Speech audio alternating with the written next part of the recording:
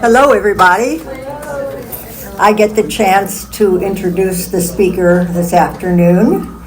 But the first thing I want to ask you is to please shut your phones off, your cell phones, anything you have here that may ring or ding while he's speaking. This is my brother. His official name is Kenneth Fisher. I call him Ken. You could call him whatever you want to. What shall I tell you? He's the best brother in the world. We have been buddies since I was around, since I'm younger. He's an amazing person. His career started with medicine. He got his medical degree from Washington University in St. Louis, which is well known for being pretty good. And he spent his first part of his career as a research physician and then as a specialist in heart and lung medicine. And toward the end, he decided to look into sleep because he found that it was connected to almost the whole world. He is ready to speak, and I guess I'm ready to let him have the microphone. So, come on up. Thank you. You want to take your place? What? That's what I wanted. Thank you. I'd first like to acknowledge that the reason there's a crowd here today has nothing to do with me. It's due to Elaine. I'd like to start off by taking a little poll, and no one needs to feel obliged to respond. But I have three questions. First question is there anybody here who's found themselves unable to sleep at times when they thought they should be able to sleep? Raise a hand if you think so. There are a lot of hands in the air. Second question, is there anyone here who finds themselves sleepy during the day when they don't think they should be sleepy? Almost the same number. And the third question is, does anyone here find, or have they been told, that they do strange things during their sleep? Crying out, moaning, kicking? A much smaller number. Okay, so we can agree, I think, that sleep problems are pretty common.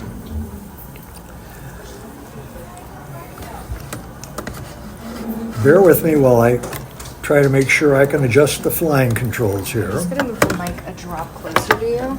I'm going to move it a little bit closer. If anyone can't hear, by the way, in the back, please raise a hand. This picture illustrates how people viewed sleep for most of recorded history. They viewed sleep as a person who was quiet, motionless, breathing sometimes so shallowly it was hard to be sure. In fact, it was such a problem that Shakespeare wrote about it in Romeo and Juliet. You may remember that Romeo comes upon Juliet, who's been drugged on purpose, and she's so deeply asleep, he cannot tell that she's actually asleep and not dead, as a result of which he commits suicide, and then she can't be so sure that he's actually dead. So how is sleep different from death? Well, number one, we maintain our body temperature. We do not gradually cool down to the temperature of the room around us. Number two, our heart continues beating when we're asleep, not once we're dead. Number three, we breathe. We may breathe so shallowly and so slowly that it's hard for someone outside to be sure that we're alive. And finally, we wake up on our own sooner or later, and we can be awakened by greater or lesser noises or shaking, that sort. So the body is very quiet when we're asleep. How about the brain? The opposite. The brain is very busy all the time we're asleep. How do we know? Because starting about 125 years ago, people began to put little electrodes on the scalp and noticed that there were little electrical signals that kept coming out toward those electrodes, proving that the brain cells were firing off during our sleep. And despite all that brain activity, we lose our awareness of our surroundings. Once we get deeply asleep, we can't hear, we're basically blind, we don't respond easily to being touched, and in some stages of sleep, if we're awakened, we can't even remember thinking anything. So what is happening when we fall asleep? First, as we get drowsy, our eyes begin to roll back and forth, side to side. That's not sleep, that's drowsy. When we go to sleep, we're in stage 1 briefly, and we can be in that repeatedly through the night. Typically, no more than 5% of the night is spent in stage 1 sleep. In that period, we can be aware of sounds, we can be aware if the lights get brighter or dimmer. We can actually keep track of time pretty close to accurately without a clock. And we can have reverie-type thoughts. Once we get into stage 2, which is half the night, all of that's gone. We can no longer hear, we can no longer notice lights, we have no thoughts that we're aware of. Stage 3, which in some ways of thinking is the deepest form of sleep, if a person is awakened, they cannot mention any thoughts that they were having, nor any dreams. And finally, stage REM, rapid eye movement sleep, dreams occupy about half the time that we're in stage REM. The next slide, which I'll do very briefly, shows you some examples of the brain waves that we see when we're looking at an overnight sleep study to try to find out what's the matter with somebody.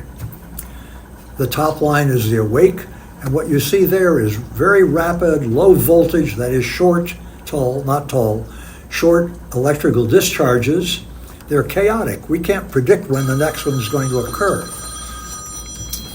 Nor could we predict that. Stage 1 is the next one, which is, just to keep track for you, that's drowsy. This is stage 1. And stage 1 actually includes some periods of slower waves. Stage 2 is similar to drowsy and stage 1, but it's got 2 characteristic features. Those are sleep spindles, and these are K complexes. The terms are not important for you today, or me for that matter, but they are important when we're trying to decide what stage of sleep is a person in. And finally, stage 3 and 4 is very different. In that stage of sleep, the electrical waves are huge compared to the other forms of sleep, and they're slower. And what does that mean? It means that a lot of brain cells are firing off at the same time, in synchrony with each other. Finally, you see on the slide at the bottom, stage REM. The only important thing about that is that the waves again look very much like drowsiness and stage 1 sleep. Think back to the time hundreds of thousands of years ago when our ancestors were living in southeastern Africa, on the plains of Africa. It was dangerous to go to sleep. There were lions out there and tigers and hyenas, and they were hungry, and we looked like lunch. So it was always dangerous to sleep. And nonetheless, we did sleep. So what was so important to make it worth the time to sleep? So what good is sleep? We all know these facts. Sleep restores alertness. It restores energy. When you have a viral infection, it helps you combat that infection. It helps heal cancer, or at least resist cancer. When we're injured, it helps us get better. That includes athletic injuries. And finally, and very importantly, it supports any kind of learning that we want to do. And that's true whether we're 5 years old or 95 years old. Or in the case of my friend Pete, 102 years old. Well, wait a minute, I'm 100. What? I'll be one in the Uh-oh, I lied. I'm in trouble already. When you see a slide like this, it means I'm shifting gears. So what do you do if you find you can't sleep when you want to? Well, the first step is try to create conditions for sleep that are as close to ideal as you can manage it. Assume that you will fall asleep. Don't assume you won't, because if you assume you will fall asleep, you'll be more relaxed. Anxiety is not the friend of sleep. If you have a clock, turn it so you cannot see it, and don't cheat. Because if you look at the clock and you're worried about your sleep, what's going to happen? You're going to get more worried, and that does not help you sleep. And finally, if you need more help, take a warm bath or a warm shower soon before you're going to bed. That helps a lot. So what are ideal conditions for sleep? We'd like to have a room that's quiet. We'd like to have a room that's dark. We'd like to have a room that's comfortable, and that generally means slightly cool. We'd like to feel safe, and we'd like to feel relaxed. And what about timing? Your mother was right. About 8 hours is correct. And it turns out we all have internal clocks in every cell of our body.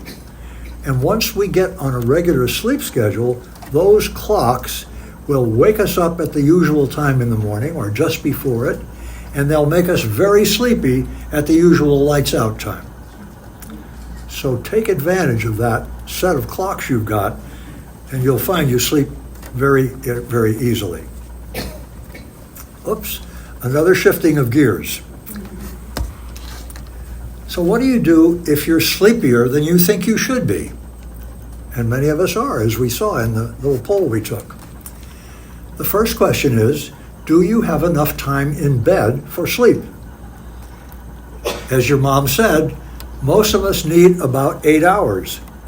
When it's actually been tested by scientists who slept in a cave with no lights except when they turned them on, they did that for a month, and careful timing records were kept. Different investigators had different normal cycles. All of them were around 8 hours, but some were 8.1, some were 8.2, and in the real world, there are a few people who have much longer cycles than that, or even much shorter cycles than that, or even irregular cycles. But those are the exception. So if you're having trouble with your sleep, you want to give yourself 2 weeks on a pretty darn rigid schedule.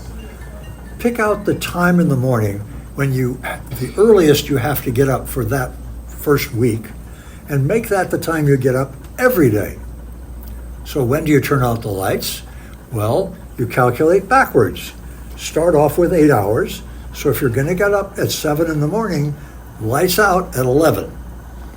If you know that you need more than that to feel good, then calculate back 9 hours or even 10. There's nothing wrong with any number that feels right to you. Next thing to do is check for snoring or for other kinds of behavior during sleep that could interrupt your sleep. Now this gets tricky because many of these things don't happen until we're so deeply asleep we can't observe them. So this is where a bed partner or a family member who can hear us comes in. If by this time you still don't have an answer to why you're sleepy, then it's time for a formal sleep medicine evaluation. What's the most common problem? Insufficient sleep. In our country, in the past 100 or so years, the average night of sleep has gone from about 9 hours, 100 plus years ago, to less than 7 on the average, and for a lot of people it's less than 6, night after night after night. That turns out to cause a lot of trouble. We'll get to that later. After insufficient sleep, the most common problem is obstructive sleep apnea. And we'll get to that in just another moment. For example, by asking that question, what is sleep apnea? Sleep apnea means you have a period exceeding 10 seconds without a breath, without air entering the lungs. You may be trying to take a breath, and if you have obstructive sleep apnea, that air will be blocked, as I'll show you in the next slide. This comes from the Cleveland Clinic, and on the left, you see a caricature of a normal human head. The person is lying on their back, and you can see the dark parts like there. I'm sorry, I can't make my hand more steady. That's the air passage through the nose. Normally there would be one passing the tongue and going behind it, but the tongue is held forward by muscles called the genioglossus muscle, and like all muscles, once we fall asleep, that muscle relaxes. When the muscle relaxes and we're lying on our back, guess what happens to the tongue? It falls back down and blocks the airway. So since about 1975, thanks to a guy named Colin Sullivan, we now know that if we use a mask fitting over the nose or the nose and the mouth sometimes, and apply a little bit of air pressure to that, we can actually have air come in through the channels that are normal and lift the tongue off the back of the throat so that air can come in when we breathe in and easily enough go out when we breathe out. And that can restore normal breathing even in someone who has terrible obstructive sleep apnea. Is that important? I'm afraid this slide shows how important it is. This shows survival in a group of several hundred retirement age adults who were followed for a period of 10 years. At the beginning, of course, all of them survived. And as time went on, the people without obstructive sleep apnea followed this pathway, so that by 10 years after the start of the study, about 83% or 84% were still alive. Yes. In contrast to that are the other three curves that are colored. The red one is people with severe obstructive sleep apnea, which means more than 30 times an hour their breathing was interrupted. They might have been too sedated or too close to sleep to recognize that, but their brain knew it. The results are terrible. At the end of 10 years, the survival in that group was 10% less. So out of every 100 people in that group, 10 more had died than should have in that 10-year period because they had untreated obstructive sleep apnea. So it's an important problem. Oops, time to shift gears again. What about strange things happening during sleep? Some people have their limbs moving, some people kick, some people groan, some people scream, some people have seizures that only occur at night, some people struggle with unknown assailants, they think they're fighting somebody off. If any of these things happen, it's time for a professional sleep evaluation, because that's not something we can solve ourselves. This pretty slide is to make me think of the term perspective, and that's what I want to talk about in the next slide. I find the changes in our sleep pattern as we go from infancy to old age absolutely astonishing. Think about it. You know that a newborn infant does nothing interests him more than either feeding or sleep. Not much else is happening in that critter's life. Children, I'm going to advance the slide. Children who are grade school detest going to sleep. I remember trying to read bedtime stories to my grandchildren, Actually, they were great-grandchildren. And guess who fell asleep first? They didn't want to go to sleep. Teenagers never want to go to sleep. They're happy to play all night, or drink, or watch movies, or play video games. When it comes time for school in the morning, that's a different story. Adults who are working age pretty much take it as it comes. And as we get into our retirement age and older, we wish we could take it as it comes. But it gets harder and harder. Time to shift gears again. So does sleep itself change with age? And I hear a murmur out there, is that guy kidding? You bet it changes. We need the same amount of sleep that we used to need. It's just that we can't get it so easily. And why is that? We hurt. Our joints hurt. We have headaches. We have sore throats. And so on and so on. We have sicknesses. We take time for a little water.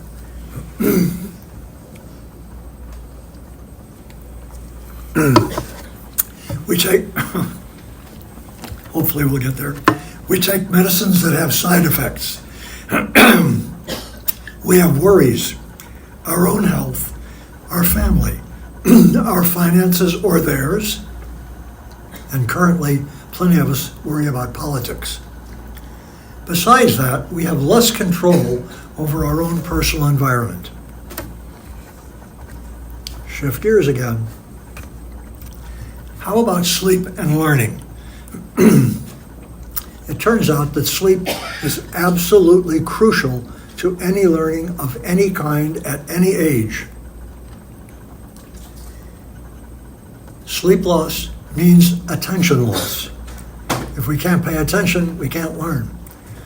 Sermons and lectures get boring.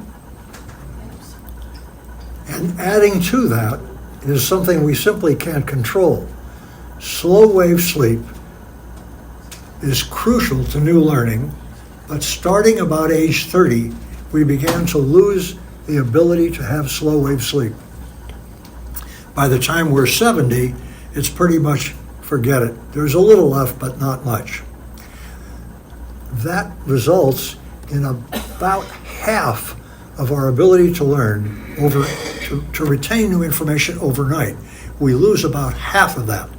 So if we take a test when we're 30 and get a certain score, and then people at 75 take the same test, they remember half as much as the 35-year-olds. If you doubt me, ask your kids. All forms of learning are affected, whether it's book learning, learning to play a musical instrument, learning a new language, learning to play tennis, any of those things are affected. We need sleep to be in place before we get a lesson, and we need it to occur within a certain number of hours after our lesson, or the learning is just not very good. One more shift of gears. What about weight loss and the effect of sleep? This is a revelation that's been discovered over the past 15 to 20 years. People who are trying to lose weight, if they are sleep deprived, they're going to have an increased appetite. So losing weight is going to be tougher. And not only that, when they do lose weight, they're going to be losing weight more from muscle than from fat, which is not what they wanted. So sleep is also important in any episode of attempting to lose weight. And the final topic, what about sports and exercise? In high school kids, we now know that sleep deprivation leads to increased accidents, whatever sport it is. Longer sleep hours bring better performance in any sport. And coaching is more effective when we both have enough sleep beforehand and enough sleep soon after. So let me summarize what we've talked about. Sleep operates basically autopilot. If it's working fine, don't give it a second thought. And certainly don't bother yourself. Don't get uptight about it. It's important, but you don't have to be a worrywart about it, because usually any sleep problem can either be improved, partially relieved, or even cured with the right kind of sleep advice. And now, in almost every medical center around the world, there are highly trained sleep specialists who can handle questions. So that's the book. That it will be available outside for anyone who wants it. Belmont residents can simply sign with their name and room. Other guests will be asked to pay. I want to turn the floor open for questions now. Jim, you guys can wait a few minutes. Okay. So does anyone want to ask a question? Sure. Let me get a microphone. Okay, great idea. Thanks, Danielle. Testing. All right. I don't think you mentioned alcohol in your talk.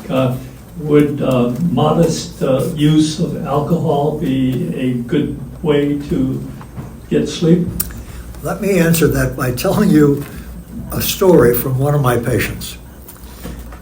This lady was in her 70s, very successful businesswoman, complaining she couldn't sleep through the night. We decided to get together and talk over what her habits were.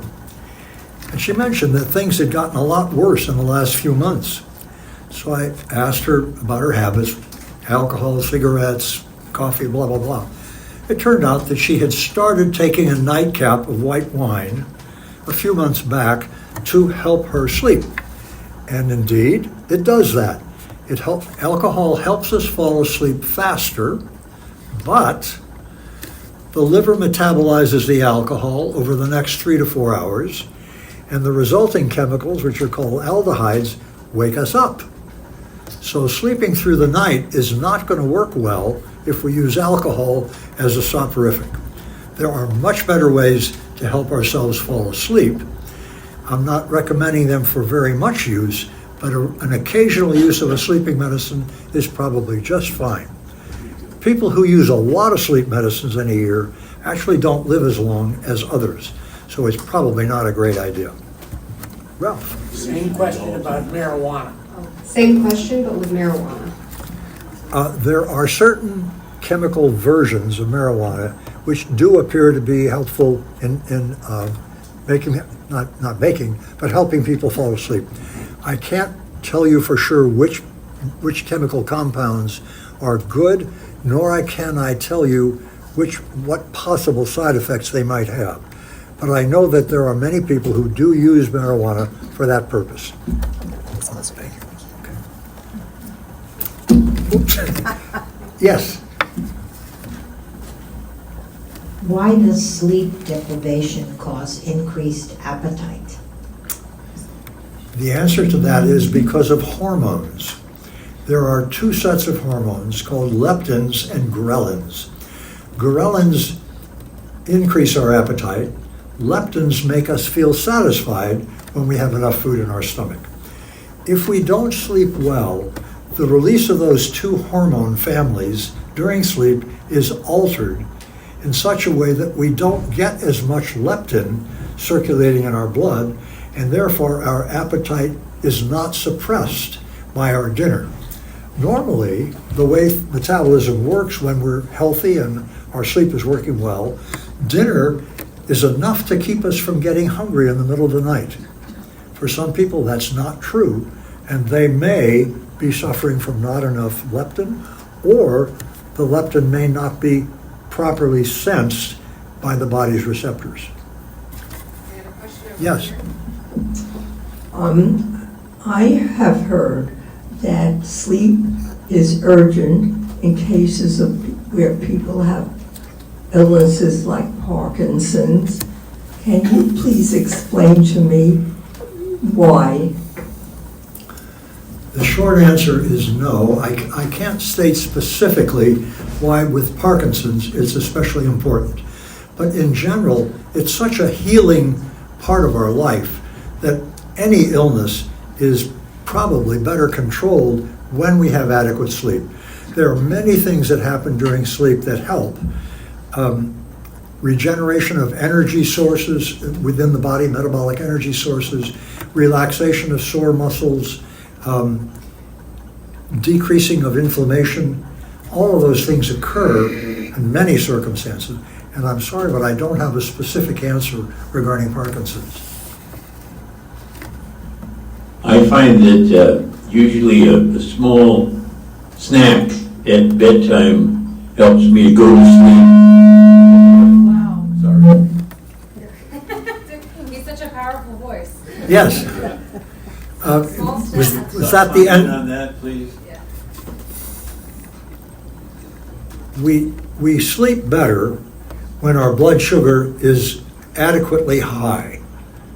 If it goes too low, we will not be able to sleep. We'll be hungry and it'll wake us up. It's possible that for you that's simply a normal variation on your metabolism.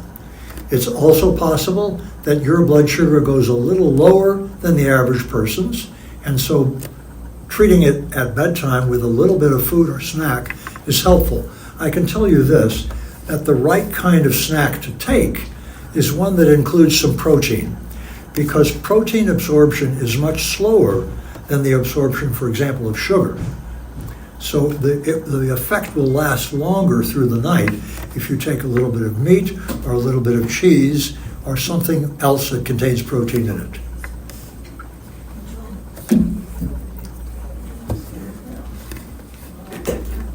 Thank you. You mentioned what people should be doing to get better sleep before they go to sleep. But if somebody, let's say, excuse me, somebody wakes up, every night after 3 hours of sleep or 4 hours of sleep, do you have recommendations as to what this individual should and should not be doing in order to get back to sleep? Sure. Most of us with a prostate gland have similar problems at some stage of our life, whether it's every 3 or 4 hours or whether it's every 2 hours or even more frequently than that. So men wake up a lot more than women do on the average during the night. The thing to do is keep it as simple and non-disturbing as possible. Don't turn on the lights if you don't have to. Don't flush the toilet if you don't have to. Don't go eat something unless you absolutely need it. Don't drink a large amount of fluid of any kind unless you're just dry as a bone, in which case take a small amount of liquid, ideally water, so it doesn't mess up your metabolism. What not to do is the opposite, obviously. People who get up and have a meal in the middle of the night, that's pretty counterproductive unless they have a metabolic reason for needing it. People who get up and read in the middle of the night, it's okay, providing that it doesn't screw up their ability to have a bedtime that stays stable. People who get up and read in the middle of the night should get out of bed. Ideally, if they have the space, go to another room or at least another location and read there.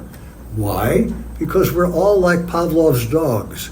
We train ourselves what we want to do. And if we wake ourselves up and we associate being in bed with reading in the middle of the night, we are not going to associate being in bed with sleeping through the night. So it's best, if you have to do something like that, do it elsewhere. And when you're sleepy, go back to bed. Does that answer the question? Sorry. Hi. Hi. I really enjoyed her lecture. Thank you. Missed the very top of it. Very inspired right now. I was recently diagnosed with Parkinson's. Recently grew up relatively, for 3.5 years. And want to say that the first thing is I don't want to repeat something that I already went over. So anyway, are naps helpful? Naps the afternoon, or the cumulative? The short answer to that is absolutely. Naps are perfectly okay, especially as we get older. Our body clocks, but even in younger age, it's normal to be sleepy after lunch, an hour and a half or thereabouts. That's normal. At the age of most of us in this room, it's unusual not to take naps, at least occasionally. Personally, I take one pretty much every day. what you don't want to do is nap for such a long time that it changes your internal body clock settings. So the limit should be something like 20 minutes for a nap. And there's nothing wrong with taking 2 naps a day. Everyone becomes sleepy soon after lunch. There's nothing abnormal about becoming sleepy later in the afternoon too. But we don't want to plug in a long sleep as our evening sleepy hours are approaching, because that will reset our body clocks. So there's a limit.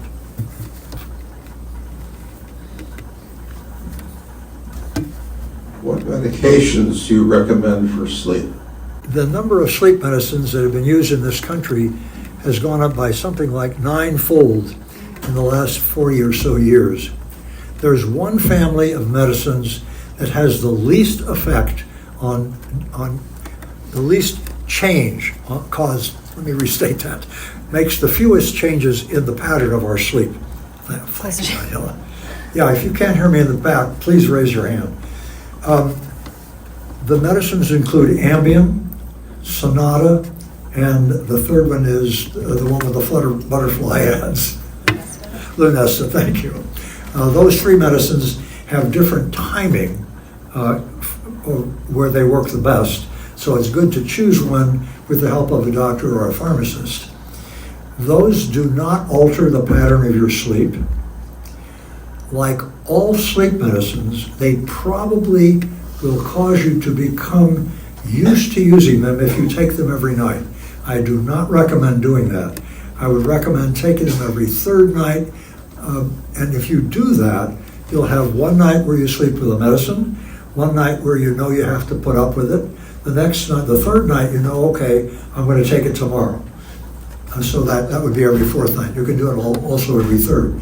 If you take them every night, you're guaranteed to have a withdrawal period of insomnia when you stop. That's especially true of older sleep medicines, the benzodiazepines, which were in use for 30 or 40 years. They work, but the trouble is people really do get, I don't want to use the word addicted because it's not an addiction, but they get habituated to them. And then they think they can't get off of them. It's not true, but it takes help. What about Tylenol PM? Is there any other questions? The question was, what about Tylenol PM? I don't from the top of my head know what else is in it besides Tylenol. Do you know? Antihistamine. Antihistamines for a long time have been used as a sleeping medicine. It's not a very good sleeping medicine, and there's nothing wrong with using Tylenol, but it's a pain reliever, and it may or may not help sleep. It would if you're in pain, but it's not a soporific, namely a medicine which will cause sleep. So there are better choices available. That's really my thought. Any other questions? I can do this one. If I snore, does that automatically mean I have sleep apnea? No. And if I do I need to go to a doctor to have it diagnosed? The answer to the first one is no, it doesn't necessarily mean you have sleep apnea, but I'll tell you this. About 20 years ago, I had an argument with the guy who was the head of the sleep department at Cedars-Sinai. I said, snoring has to be taken seriously. He said, baloney. Since that time, there was a study from Stanford Medical School of Stanford medical students. The ones who snored had twice the rate of failing out compared to those who did not. So it's causing trouble. If it doesn't cause sleep apnea, it can do what is equivalent, which is to wake up the brain part way. The way that works is this. In order for the brain's the brain's cash register of how much sleep are we getting, in order for it to keep counting, we have to have at least 10 minutes of uninterrupted sleep. If our sleep is interrupted more than once every 10 minutes, the brain thinks we're not sleeping. And we show all the signs of sleep deprivation. Sleep apnea can cause interruptions in sleep as often as 150 times an hour. For the body to get 10 minutes worth of sleep in that situation is basically impossible. So if someone is snoring, and it's more than just an occasional little bit, it would be a good idea to see somebody about it and have it checked out. It's easy to check uncomplicated sleep apnea. It can be done with simple tests done overnight at home and no longer requires a lab visit except for the complicated cases. Is sleeping on your side and sleeping elevated, does that mitigate sleep apnea at all?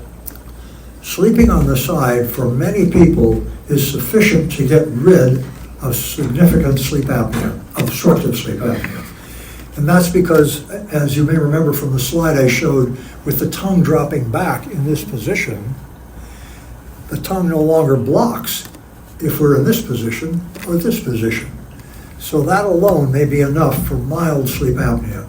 For severe sleep apnea, it is probably not enough. And what about elevation? Elevation, so far as I'm aware, has never been shown to be sufficient for treating any kind of sleep apnea. That's not to say that it's not useful for some people. It is useful, but that's mainly a pulmonary problem, not a sleep problem.